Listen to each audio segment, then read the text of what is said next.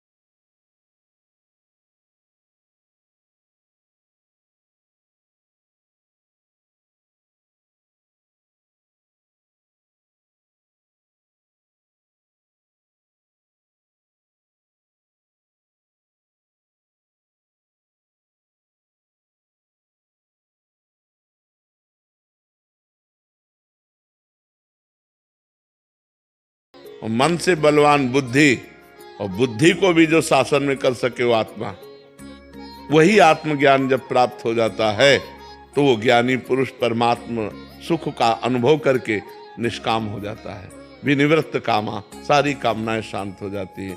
तो अंतःकरण चतुष्टय में मन बुद्धि चित्त अहंकार में श्रेष्ठ बुद्धि है, क्योंकि बुद्धि निश्चय करती है, बुद्धि निर्णायक है, बुद्धि न्यायाधीश है।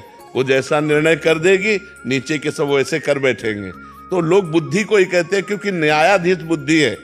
कोई भी कार्य करने के पहले मन पेश करा रहा है, मन पेश किया, ये रसगुल्ला बहुत अच्छा है, मीठा, खा लिया जाए। अब वो खाना धर्म है कि अधर्म, खाना चाहिए कि नहीं खाना चाहिए, ये सब बातें बुद्धि निर्णय करती।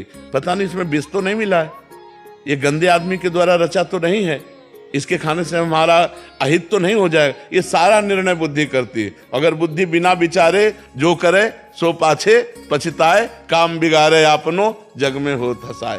बुद्धि ने विचार नहीं किया और निर्णय दे दिया और रसगुल्ला खा लिया, उसमें जहर था कि वो अपवित्र आदमी के द्वारा बनाया हुआ था, तुम्हारी बुद्धि को भ्रष्ट कर देगा, तुम्हारी जान को ले लेगा। तो निर्णायक बुद्धि है, इसलिए बुद्धि से चाहिए। मुझे ये जो मन के जो भाव होते हैं, ये भाव तो मन में होते हैं, बुद्धि तो प्रैक्टिकल होती है, मतलब कैसे चलता है। नहीं, आप हमारी बात नहीं समझ पा रहे हैं। मन पेशकार है, ऐसे से ऐसा किया जाए तो बड़ा सुख मिलेगा, वो पेशगी करता है। निर्णायक बुद्धि है, ये बहुत सुंदर है। अब इसको पकड़ लिया चित्त चिंतन करेगा, बहुत सुंदर है, बहुत सुंदर है। मन पेशकार है, अहंकार, मैं इसे मित्रता करना चाहता हूं क्योंकि बहुत सुंदर है। सारा निर्णय बुद्धि को, अगर उसने ना कर दिया तो इन सबका फेल हो जाएगा, अगर उसने हाँ कर दिया तो पास हो जाएगा। ऐसे ही हर विषय का है, भक्ति के भी विषय में है। मन पेशकार करता है, ऐसा नहीं कि मन केवल गंदा ही है, मन अच्छा भी है। अच्छा ना होता तो आपको यहाँ क्यों लाता, वही लाया है आपको, वही आपको तीर्थों में ले जाता है, वही आप कुछ ना कुछ तो भजन करते हो तभी तो यहाँ आए हो। तो मन अच्छा भी है और बुरा भी है, उसके दो पार्ट है, एक अच्छा और एक बुरा। जब हमसे बुरा हो जाता है तो वो अच्छा मन कोसता है, क्यों किया यार। वो अच्छा पार्ट जो है वो हमें बढ़ाना है और बुरा पार्ट को मिटाना है। अगर मन एकदम अच्छा हो गया वो भगवान का स्वरूप हो जाएगा।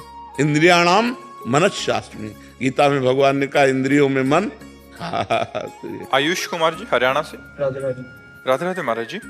महाराज जी, जैसे श्री गुरुवाणी जी में वर्णन आता है कि गोविंद मिलन की एहु तेरी बरियां, मतलब कहने का भाव है कि यही एक अनुकूल समय है प्रभु का मिलन का। तो महाराज जी, पर ये मन तो अभी भोगें ऐसा बार बार प्रेरित करता है, बाद में देख लेंगे भगवत प्राप्ति। तो यहाँ भगवत प्राप्ति की लालसा उत्पन्न नहीं होने बहुत कठिन, यही समस्या है, बस यही समस्या है।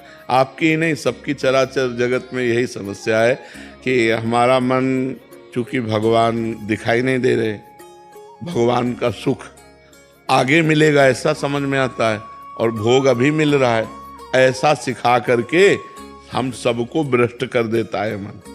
आप तो मान लो गृहस्थी में हैं, जो परमार्थ की ऊंचाई पर चढ़ना चाहते हैं उनको भी नीचे घसीट लेता है। बस इसी की कटिंग कर दे कि मुझे कुछ नहीं, मुझे केवल परमात्मा चाहिए, चाहिए नहीं चाहिए चाहे जितना बड़ा सुख हो, मुझे नहीं चाहिए, मुझे भगवान चाहिए, और आगे बढ़ता चला जाए तो भगवान मिल जाएंगे। लेकिन इतना रास्ता कटीला है और इतना सुहावना है, कटीला है।